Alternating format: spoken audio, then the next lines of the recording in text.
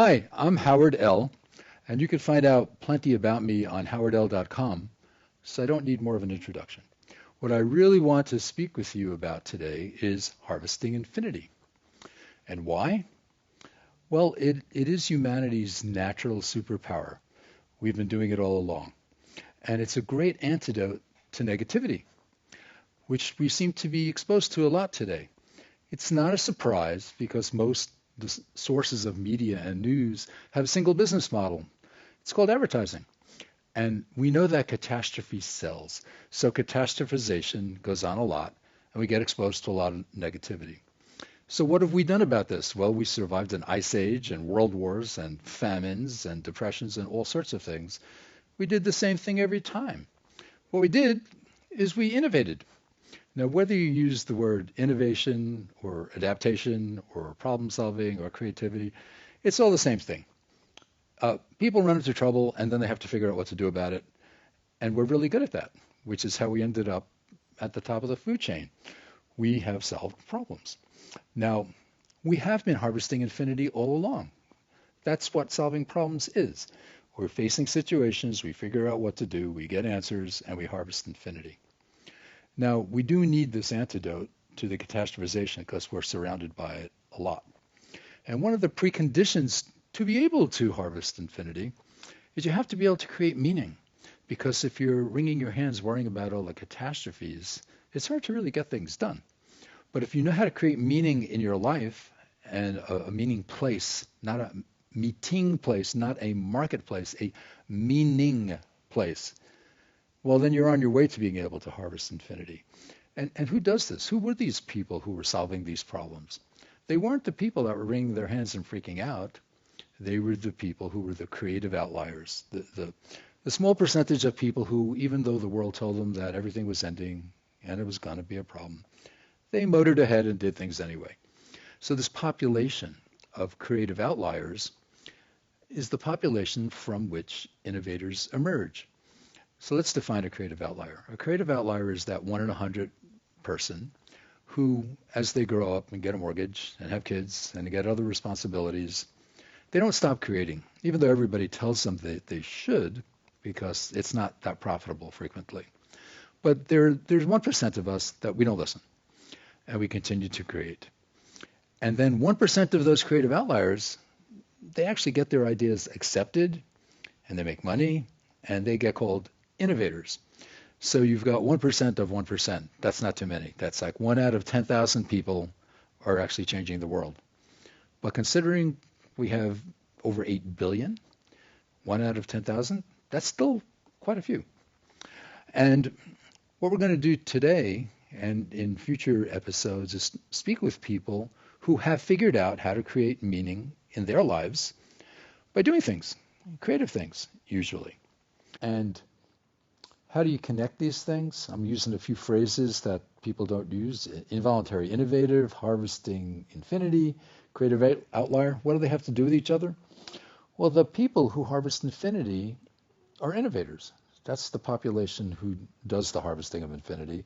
And where does this population of innovators come from? They come from the population of creative outliers. And who are these creative outliers? They're people who didn't stop being creative when they grew up. All kids are creative outliers. But becoming an adult, it tends to get in the way. You get a lot of negative feedback. So that's what this is about. Harvesting infinity is about how do you become a sustainable innovator if you're a creative outlier. And since you're curious, I'm going to assume that curious people have questions. So you probably have questions like, why would anybody want to harvest infinity? Or what is harvesting infinity? Or how do you do it? So let's start with the why. Why would you want to harvest infinity?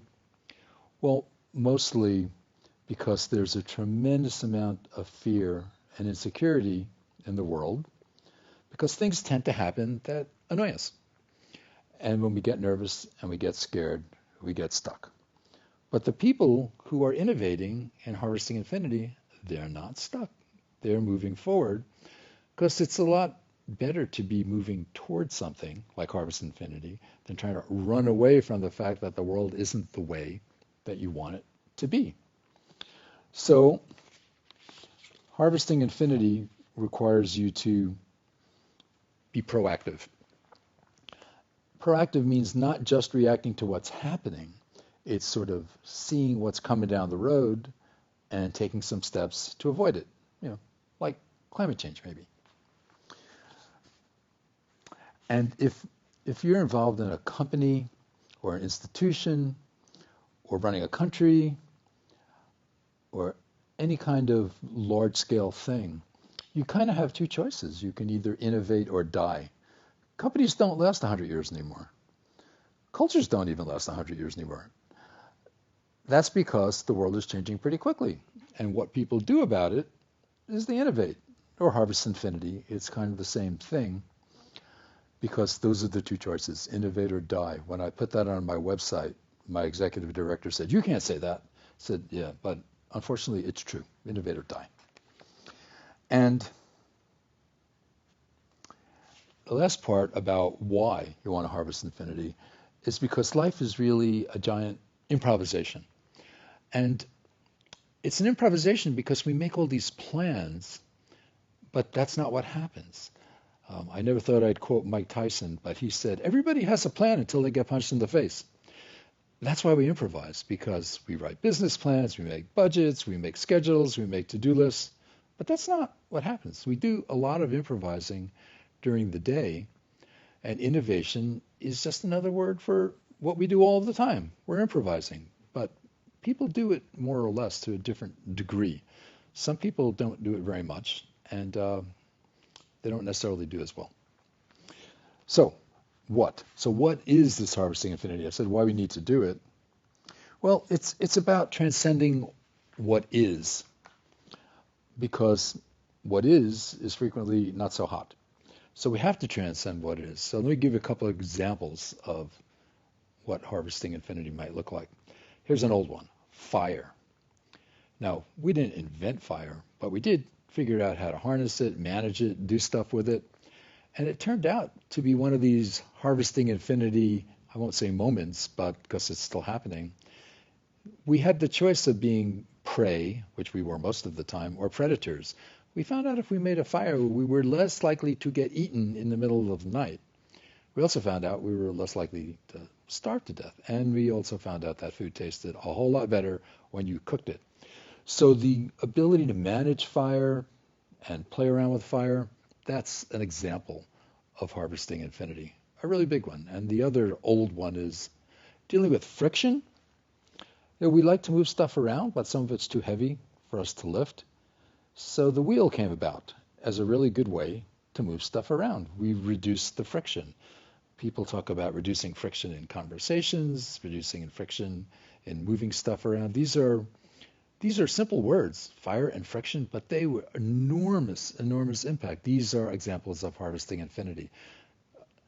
The management of these insights. And next one is CRISPR, genetic engineering. We are redesigning the human race. We're not only creating medicines, we're actually getting ready to change our genetic structure. It's a pretty big moral, ethical dilemma conversation, but talk about harvesting infinity. We get the chance to redesign who we are, or at least the building blocks that we're made of. I don't know whether it's a good idea or not, but we're doing it. It's happening. This is another example of harvesting infinity, as is GPS, cell phones, and of course, artificial intelligence. Wow, talk about a really powerful thing that's changing the world that nobody heard of 2 years ago. This is a real harvesting infinity kind of thing. Some people are going to pretend that it doesn't exist and run away from it and be afraid. And other people are going to embrace it and they're going to manage it and they'll augment their capabilities. And guess which group's going to end up working for the other group? There's no question at all in my mind that AI is another harvesting infinity kind of deal. But to take this down from things that don't require supercomputers and being a caveman, how about just like style? Artists and musicians, they harvest infinity all of the time. People learn how to paint, they learn how to play music, they start making up music, and they get a tone and a style and a sound. And once you figure out your sound and how to write music, you can write an infinite number of pieces of music. It's completely unbounded. I harvest infinity every single day. I write a piece of music every morning. I didn't say it's good, but I do it every day. Maybe some of it will be good. So now to the last part of this. So how do you do it? How do you harvest infinity? And I think there are 5 steps. First step is you have to actually think that it's possible. And there's something called an abundance mindset. People have written about it. But I noticed here in New England that when I meet people from England, they comment that, wow, you're so much less uptight here in New England than we are in England. I was at a firing. Somebody was making some ceramic art in a kiln, and there are these British ceramic artists. And they said, wow, people are so much freer here in New England. You take more chances. You try different processes. And I was thinking the opposite. I was thinking I just spent 25 years in Silicon Valley, where New England looks pretty uptight to me because Silicon Valley has an abundance mindset. Everybody thinks that they could start a company, and everybody thinks that they could change the world. They may not be right, but they think they can.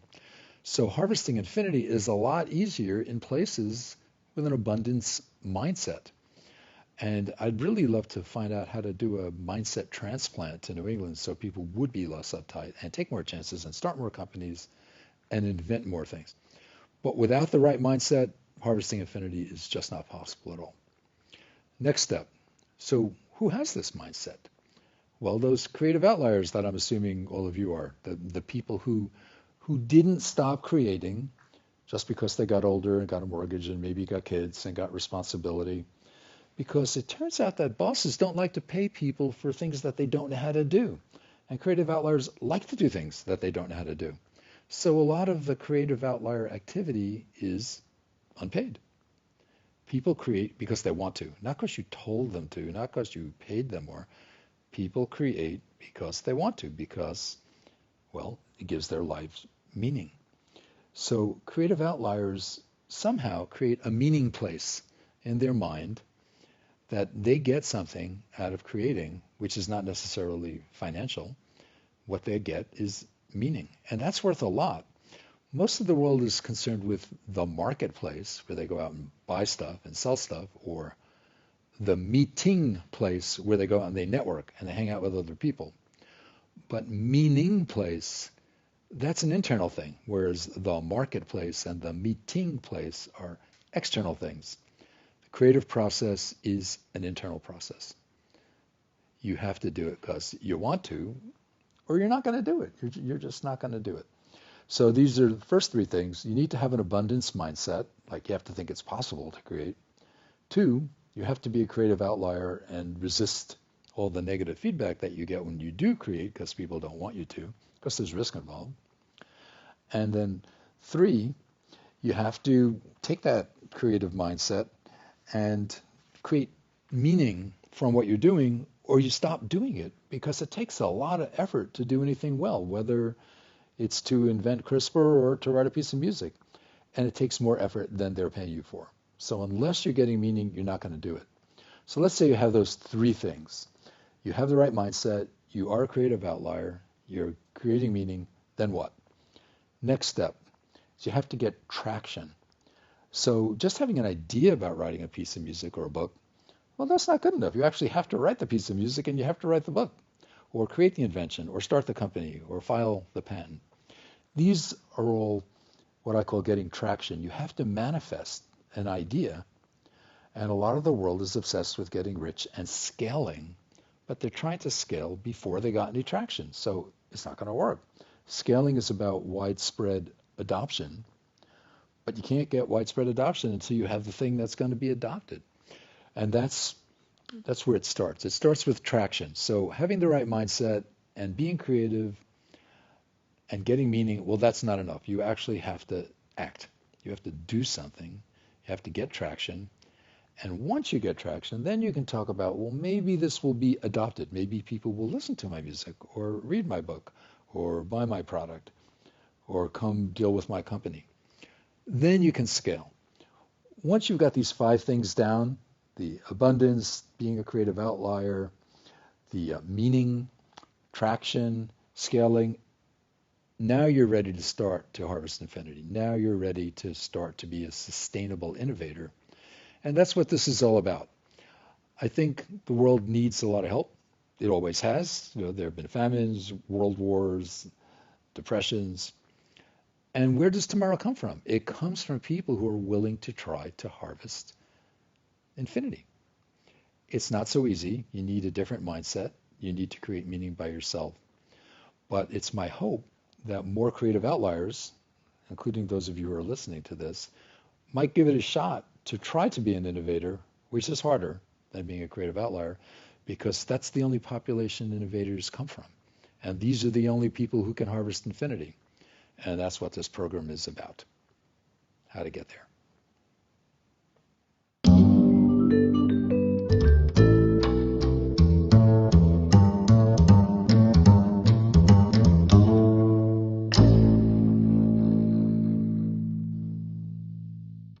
Part of harvesting infinity is meaning place. And where does meaning place come from? It comes from people who know how to create meaning, and they are generally very creative. And Ron is one of the most creative people I know. He is a creative outlier for sure.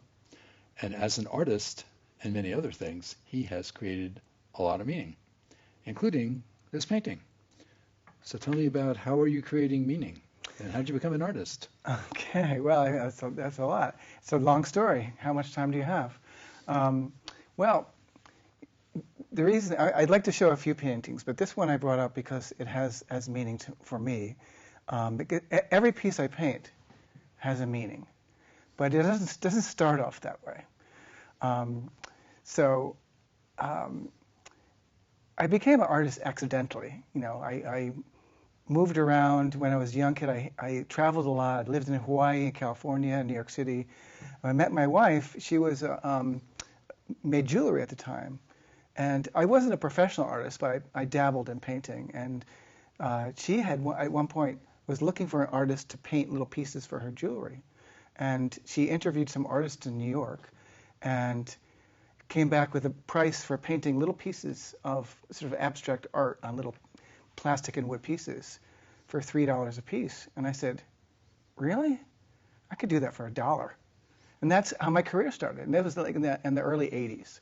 And from that point on, I started producing work for her and for other people, meeting other artists, doing sign painting and trompe-l'oeil, and at a certain point got a studio on 14th Street in a village, and worked together with a few other artists, and it just took off. And so I've been doing this for 40 years now. So what's trompe-l'oeil? Trompe-l'oeil is when you paint a scene on a wall. It could be any kind of scene. Sometimes you see scenes on the outside of buildings, and that's kind of a trompe-l'oeil, but that's just it could be some sort of graphic art. So like commissioned or it graffiti? also could be a decorative. It could be architectural too. So well. is that like commissioned graffiti? Yeah, I guess that's an interesting way of putting it. Yes, for rich people. Yes, yes. So anyway, this painting took me 40 years to paint. So what I mean by that is I've done a lot of intricate paintings. I've done a lot of abstract paintings. This is a pretty current series I did. It ended up being barns, but generally speaking, I've always considered myself an abstract artist. I love that category. And this started out being an abstract piece, but I wanted to bring in some familiarity. This is a barn that exists on Route 41 in South Egremont. And I've always loved this barn. It's just a big old empty barn. And I've explored it over the years. And I decided, I'm going to take some photographs and paint this barn. But what's interesting about this barn is it has slats. Of course, I didn't paint it exactly the way it was. And you can look inside that barn. And what you can't see from this painting is inside that barn, there's a 30-foot sailboat, which is which fascinated me. And there's some farm equipment too, but it was really interesting that what interests me is that when I painted is the barn, but this allows people to look at it and use their imagination. Is there something in there? What is in there? What does it mean? And Everything else is peripheral, And if I just had these two colors, it would just be an abstract painting. But with the barn, it becomes a recognizable thing. So regardless if you're thinking about what's in or out, I think what I found out through showing pieces like this, and I'll show a few more, is that people like some familiarity and to bring them to the art, And so because the barn is there, now this becomes a field. Because the barn is there, now this becomes a sky, So So it's a little bit predictive, but not completely. There's some surprise. there's surprise, and it's also, as I believe all art is, it's an illusion too. It's a story that whoever is coming to art, whether you walk in a museum or go to a gallery or show, the audience makes up the story of what they're seeing, and then if I explain it, then that changes the story because there's adding to it and enriching the story. So is this barn a meeting place, or was the act of painting it a meeting place for you, or is your studio where you create your artwork the meeting place? How does meeting place connect to this? Yes. My studio is like having a little cathedral in my house, but it's just for me. So when I'm working with a piece of art, it's meaningful because I am in what some people call a state of flow. So it's intuitive. I'm not thinking about what it's going to be. It's constantly informing me. So it's this relationship I have, And in my studio, I happen to have a piano, as you know, because it's a piano you loaned me a while back. And so, and I have a piano downstairs. And so I play. And so to me, it's a holistic place where I can paint. And if I feel stuck in some way, I'll turn to my piano and I'll play. So I think, and I've grown to realize that painting is a lot like jazz to me. It's this improvisation. It's constantly improvisational. So, and then at that sense, that's a meeting place. And when I started this painting, I was actually painting for a show that I did actually at Lauren Clark's gallery a couple of years ago, in Great Barrington. And so I had a deadline to do a bunch of paintings. And after this one came up, I showed Lauren. She says, "Okay, we need at least 20 of them." So I said, "Wow, 20, that's a lot," of different styles of paintings. So I already knew that I was going to be in a gallery. And to me, a gallery is a great meeting place. It's a place for people to gather socially, either talk about the art, eat food, drink wine, and generally speaking, talk to each other, connect with each other. Some people don't even care about the art that much. They just want to be there. And so it's in that sense. Does that make sense as a meeting place to you? Yeah, but I need to ask another question about the studio. Yeah. So I'm imagining you have like a swivel seat that you could be painting. And when you get tired of painting, you swivel around and then you play the piano and then you swivel back. Well, that's a good story, but it's not the right story. But I like it though. I actually imagine that too. But I have a tall chair because my painting desk is high, and I have a small stool for but they're right next to each other. They're like 2 feet away. So. But are they both in flow? Do you forget what time it is when you do both? Yes, I definitely forget what time it is. Yeah. So that's probably handy when you have to make 20 paintings that you forget what time it is, because if you knew how much time it was going to take, that might seem intimidating. Right. And what's surprising is some paintings I could work on an hour and it's done. Some paintings it takes me a week to do. So it's really, time is almost non-existent in those spaces. So is meeting place a place where time doesn't exist? I think that might be true. I kind of harken back to the meeting places that we used to have, and many people talk about churches, meeting houses where people would gather, and those certainly had time constraints. But But people were kind of in altered or kind of in a liminal space. Do you know what I mean by that? Oh, explain it. Well, liminal means threshold. So it's transitional. So a meeting place can be a place, well, I don't know if this is a meeting place, but a church or art gallery is a place you're going to enter, experience something, and leave. So it's not a place you're going to stay. You're going to move into it and out of it. So it's two different worlds. On the threshold of a dream?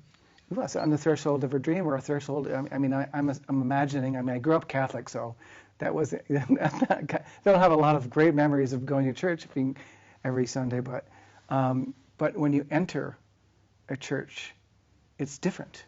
It's not. There's a whole aura. I know you and I talked about pipe organs the other day and how that was created a kind of what do we say? An ethereal kind of moody. Maybe ghostly sensibility, And the Catholic Church, they also swing incense, so they're creating a whole atmosphere that you enter as if it's another world, And I really do think about museums like that. I go up to the Clark a lot. I love to go to museums, I have a philosophy about art. If you're an artist, you should consume art, paint art, and then have your art critiqued. And that's a way of keeping sort of real within the world of art. So you want to show us some more of your art? You have a whole pile of it. Yeah, I don't know what to show you next. So while he's setting up another piece of art, I want to talk about museums for a second. Mm-hmm. When I get really bummed out about the human race, I go to museums and I go, oh, I guess we do deserve to exist because we create cool stuff. Mm-hmm. There have been times in the past when I thought life was really nuts, and I have used museums deliberately because I felt like we could never make stuff that was this good if we didn't deserve to be here. So I'm glad that you like museums also. Bookstores work in a pinch as well, and so do sushi restaurants. There's a lot of ways to remind yourself that humanity is like okay, that we do good things. Is this another non-building? Well, this is a story. Like all of these things. I'm gonna take this out of here. This is a different story.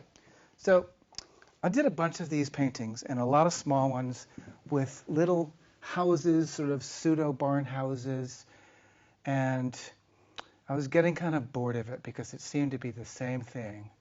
And I thrive on change. So there was. Just toward the end of this opening of the show, I had taken a visit to the Clark, and I saw a lot of 19th century paintings, which I loved. And this was sort of influenced by George Inglis, who's a 19th century painter. So I took this idea that he had, and it was just a landscape, and I did a sort of a muddy version of it, and I put one of my little houses in it because it was just different. And it was like inserting my work in an antique or old piece. So I thought that would be fun and interesting. And so that's the story of that. It was stimulated by visiting an art gallery, and incorporating that idea of the old and the new. So how do you know if it's just a little building or it's further away? It's up to you. It's up to the viewer to know any of that. I don't know. To me, it's hardly even a building. It's just shapes. So it's because I see the shapes, and it just becomes a building because that's what you're interpreting it. If you look closely in here, you might see faces. So that's what the brain does. We make predictions of what's going on in it. If you look up at the sky, how many times do you think you see a shape or an animal and that sort of thing? So we don't know whether it's a little structure up close or a big one that's far away. Exactly. Yeah. You don't. So you hopefully just will bring your own experience to it. And when you exhibit in galleries, do people ask questions like that? They do, and actually, I don't I don't encourage people to ask questions, but I love when they do, because they want to know more, and so I get to tell a story about it. But some people, like what I feel, especially if I'm going to a gallery or a museum, I don't want. Oh, sorry, I don't want. I don't want people to tell me about the art.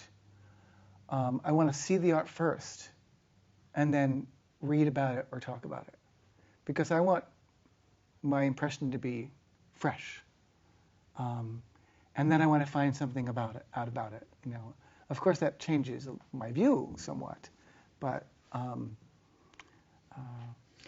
So has anybody ever asked you something particularly interesting about one of your paintings? Like when people come up and talk to you, did anybody ever say, "Well, what about?" And you went, "I never thought of that." Well, you know, I actually have relationships with a lot of artists, and artists always ask me, "How did you do this? You know, how did you get that?" You know, so, and those are kind of fun questions. And I also always appreciate when artists like my art, because to me that's, you know, they're understanding something differently. But some people say, like, "Oh, what is this? You know, what does this mean? Or what is that a house or a barn?" Or they might ask about the color palette, you know, and that sort of things. So is that a shared meaning place? Well, it becomes that way because I don't think about those things when I'm painting. So it's only in retrospect that I can talk about it, you know. I think it's as if, I don't know how you feel about when you play a concert. Do people come up to you and ask you about what you played? Sometimes. And if they, say they like this or like part of it, or they, or a certain song, or I'm usually too out of it to notice. But they do Yeah. ask me, and I Yeah. realize later, oh, I didn't really answer. Yeah. So. Yeah. So, okay. Huh. Well, let me show one more painting. Okay. Okay. This is. So this meaning business seems to be more complicated. It's not just It is. creating a meaning place for yourself. Mm. It seems like these paintings are a little bit a point of departure. So maybe time stopped going by while Ron was painting. And, you know, I'm not sure if we said his name. This is Ronan, who's been in in the Berkshires for 35 years. So a lot of people know him. And so these paintings are points of departure, not just points of arrival. So maybe when you start painting and you finish it, you go, okay, I got somewhere. Yeah. But then you bring it out to a gallery, and then that's a place from which you then depart. Well, you know, I don't know if I agree with you that these are not. I guess they're points of departure, but what makes them meaning places is the meaning. First of all, two things. It's the meaning people bring when they come and look at a piece of art. So they're interpreting it in their own world, and then it can create a conversation where they can go deeper about what that means and what it stimulates. So it's provocative in a sense. It provokes thought. You know, this is a painting that was influenced by Andrew Wyeth. He painted a painting similar to this, although I took it and I really deconstructed it and minimalized it, and also did a little sort of geometric, you know, shaping. Didn't put windows in because I thought that was sort of more of a mystery than windows. Again, this can stand alone without the house as an abstract painting, in some ways. Although I did do some grassy kind of things there, but the reason I brought this up is because Andrew Wyeth had a very interesting way of painting. If he would paint something, and he would look at this painting, and when you're painting, maybe this is the same when you play music. When he painted, he would look at his painting when it was maybe almost done, but there was something wrong. He couldn't see it. He thought it's not right. There's something wrong with this painting. And what he would do, he would take a mirror and set up a mirror and look at the mirror image, put it up against the painting, and look at the mirror image of the painting. Then he would say something like, "Oh, the nose is all wrong." And for some reason, because he changed the view, because a mirror is the opposite, it's a turnaround view, he could see it. Whereas, staring at it after painting it, he couldn't see it. That's why some people in art schools, they tell you to do this, look at it upside down, or start painting upside down. What does it look like now? It looks like more like shapes, right? Upside down. So you've already seen a segment with Ron, who's an artist, and I'm a quasi-musician. But Terry's a real musician. Yeah. He's actually he's like a full-time musician. Right. And Terry has actually toured the world and played in Carnegie Hall and auditioned for the symphony and does children's work. So I want to start with the question of, so how did you get into this music thing? Well, it really came from childhood, kind of. I grew up here in Lenox, and my parents were teachers at a private school. And during the summers, my father would take over. He was put in charge of the school to house the music students from Tanglewood, from the Berkshire Music Center. So I grew up hanging around in the dining room, with all these young musicians, and other people would come, like Leonard Bernstein would come to eat lunch with them and stuff.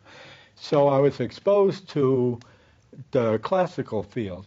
And we also were given free tickets and passes to everything at Tanglewood. Nice. And my dad, who could not carry a tune musically, loved music and we went to everything. So I got immersed in the classical world, and through that, I met all the percussion people in the Boston Symphony, and one of them, Arthur Press, ended up being my private teacher. And so I did that from about age 9 or so, and I would, during the winter time when he was back in Boston, I would take the bus from Lenox once a month, and he would meet me in Newton Highlands and pick me up. I'd have an hour-and-a-half lesson and then come back home again. Wow. And he was trying to train me to be a classically trained percussionist, rounded percussionist, playing timpani, vibraphone, all that kind of thing. And I liked it, and I didn't fight it. But by the time I got to be 11 or 12, I realized there was other music out there, like the Beatles. And when I saw the Beatles, and when I saw all the girls in my school, their reaction to the Beatles, I'm thinking, gee, that could be nice. Yeah. And I kind of, that's when my interest started turning toward popular music and jazz and all the other things that were out there. And I started realizing that being a classical percussionist wasn't the road that I wanted to go on. But I couldn't really fight it that much, so I went to Boston Conservatory for my freshman year because my teacher taught there. And by then I was freaking out. So I moved to Berkeley, which was right around the corner, which was a jazz and rock school. And I only lasted there for about 4 months. And then a band back here called The Quarry said, hey, you want to be our drummer? And that was it. Yeah. Did you play any other instruments besides drums and percussion when you discovered rock and roll? Well, the first instrument that I played was clarinet when I was about 9, because I wanted to play drums right from the start, and my parents said, that's not a musical instrument. So I tried clarinet. I played it 3 or 4 years and played in the elementary school band and everything. But it wasn't what I wanted. I wanted to bang on things. So, and I also took piano lessons, but I never got very proficient. Tried guitar, totally lame. I have small fingers and just didn't work. So you ended up trying to pursue the classical field a little bit too. You auditioned for the orchestra? No, I played in a couple of orchestras, one in the summer camp up here and also at Boston Conservatory. I got to play with a full orchestra, which was thrilling. But timpani parts are limited. You end up sitting there and counting 140 bars, and then dong, and then another 140 bars and dong. And it just wasn't. It wasn't for me. I didn't have the patience for classical music. I always wondered what that was like watching that, like, and having that kind of patience. And it's not. I'm exaggerating, Yes. and there are wonderful percussion pieces, and the one that inspired me was by Mussorgsky. It's called Pictures at an Exhibition, and the last movement is called The Great Gate of Kiev, and you can imagine it's just gongs and bells, and so the first children's song that I ever wrote was called The Midnight March of the Dinosaurs.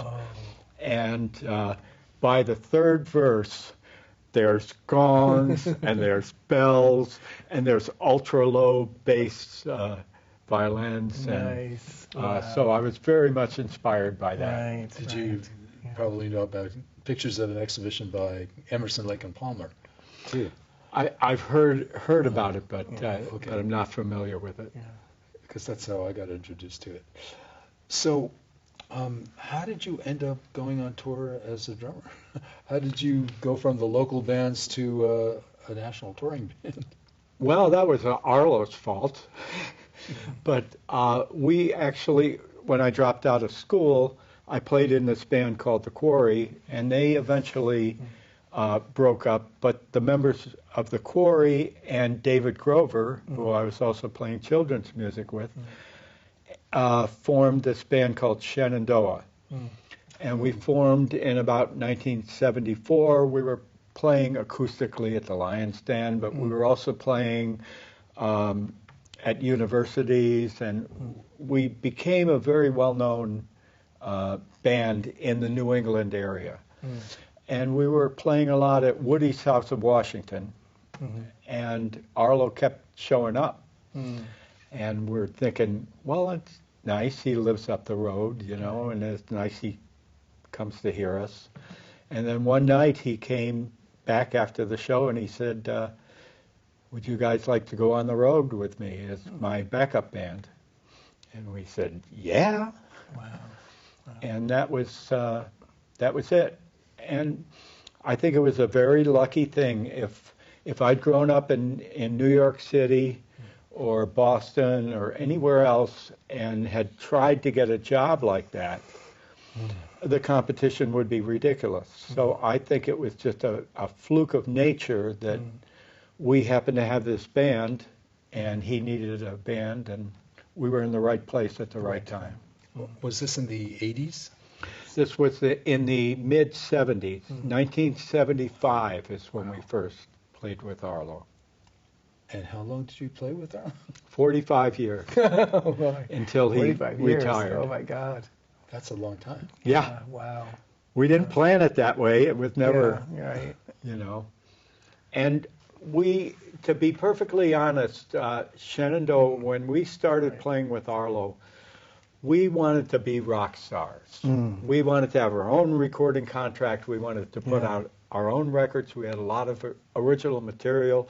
Dave Grover was prolific at writing. Right. And he wrote some really good rock songs.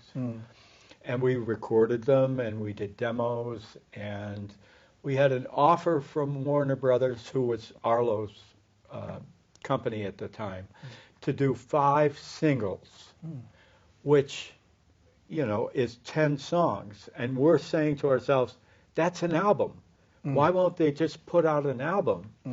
But they wanted to do singles, and Arlo's producer said, under no circumstances are we going to accept that. That's an insult. Oh. And I would have said yes. But so we really wanted to be popular, and we thought Arlo was going to be our way to the big time. And what I found out after playing, I'm sorry to keep talking. No. What I found out as my life progressed and as I saw what the music business was like, I am so lucky that we didn't have that kind of, flash in a pan popularity and put out a record and have one hit and have it go away. What Arlo always wanted was longevity. And he had opportunities where he could have made more money and been more popular. And he didn't care. He wanted to be out there and have a real firm base. And for 45 years, we had wonderful audiences. And he could work as much as he wanted to or as little as he wanted to. So I'm glad that we didn't become rock stars, because that's not a life that I would have wanted. And I am so happy that I had the life that I got. And it's all because of him and his attitude. And his attitude about the music business, which is not pretty. But you did get to play in Carnegie Hall a bunch of times. Absolutely. More than a dozen. He did it every year, so he did about 40-something of them. Wow. And I did about a dozen, because he didn't always use the band. Wow. So, Ron, you're more familiar with the children's work that Terry's done. So ask him about that stuff, because I will. So for Carnegie Hall, you had to practice. Yes. Actually, no. Arlo hated to practice. Okay. Well, that dispels that myth. Then. Yeah. No, I was talking to you earlier about your work with David. I moved up here from New York City in 1994 with little children, and we had no idea what was going on in town on Saturday morning. What was it, 9 or 10 o'clock? I can't remember. 10 o'clock. 10 o'clock, yeah. That every single Saturday morning, religiously, you guys would be there. You and David and Mary Jo, and who is that about it? Just Kathy Jo. Kathy Jo, sorry. Yep, sorry, okay. Kathy.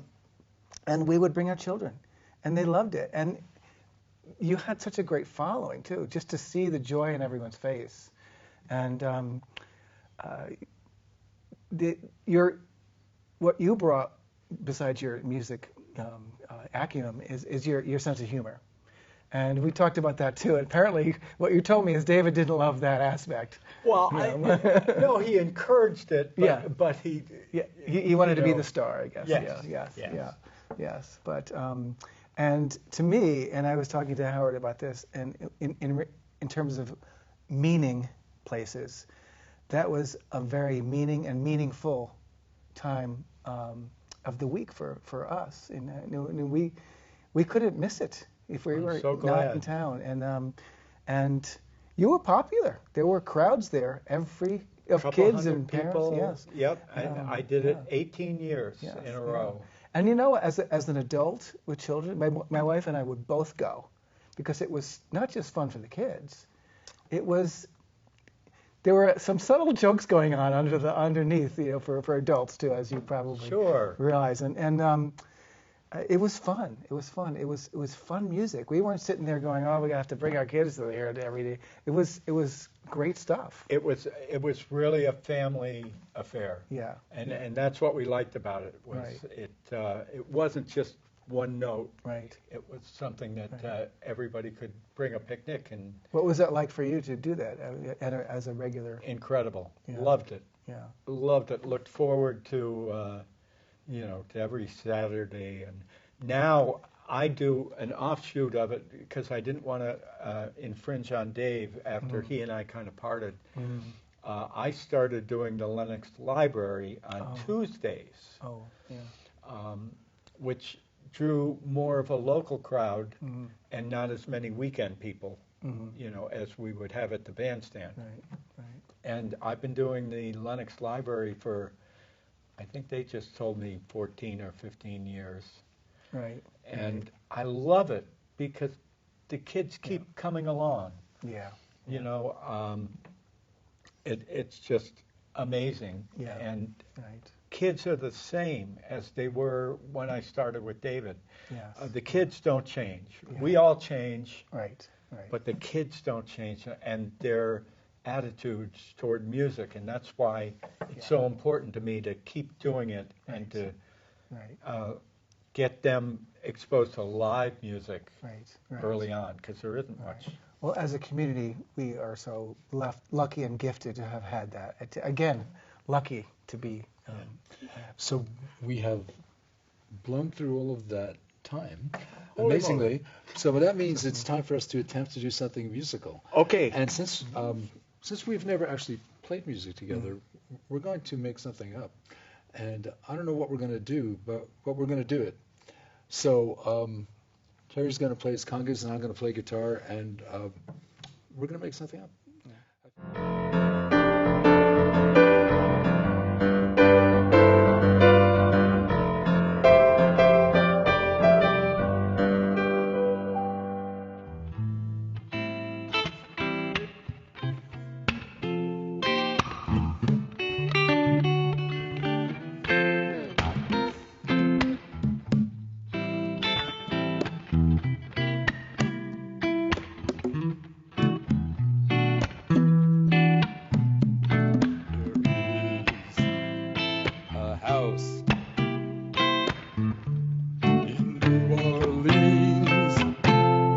It's called the rising sun, and it's been the ruin of many a poor boys. And God, I know I'm one. My mother was a tailor. She sewed my new blue jeans. My father was a gambling man down in New Orleans.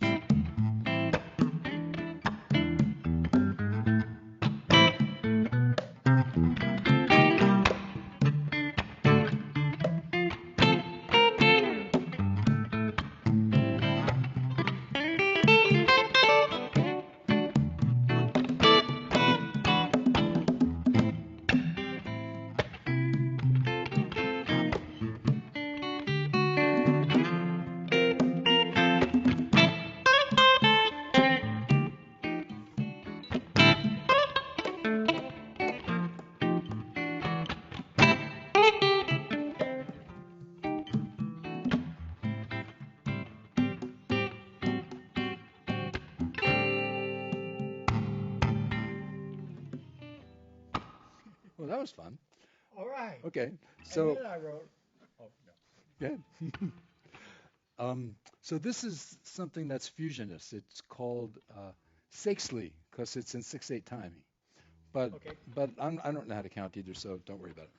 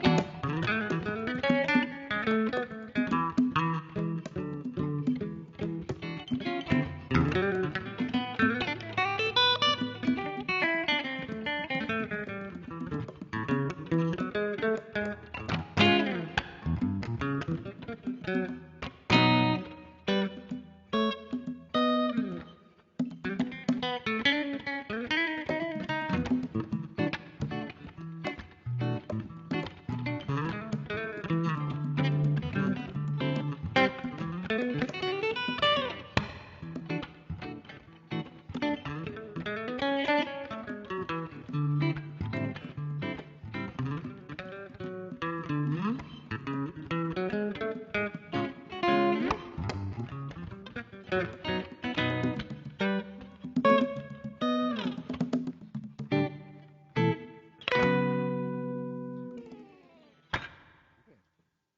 might have been 7/8, 6/8, 5/8. Yeah, like, I threw in some extra eights. yeah. And I think it switches sometimes between 6/8 and 4/4. Yeah, I noticed that. So, okay, one more.